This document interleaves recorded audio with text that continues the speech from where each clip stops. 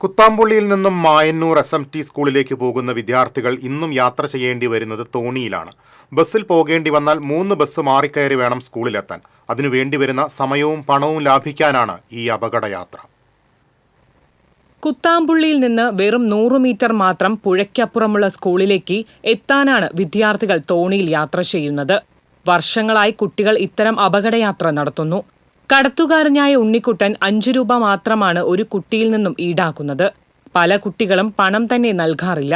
എന്നും സ്വന്തം മക്കളെ പോലെ കണ്ട് ഒരു സേവനമെന്ന രീതിയിലാണ് ഇത്തരം പ്രവൃത്തി ചെയ്യുന്നതെന്നും ഉണ്ണിക്കുട്ടൻ പറയുന്നു.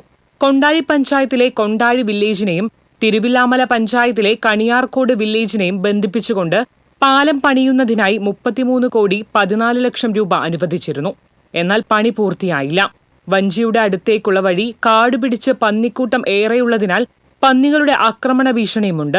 വിദ്യാർത്ഥികൾക്ക് പാലത്തിലൂടെ നടന്നു പോവാനുള്ള സംവിധാനമെങ്കിലും ഒരുക്കണമെന്നാണ് നാട്ടുകാരുടെ ആവശ്യം. TCV news, Thiruvilwamala.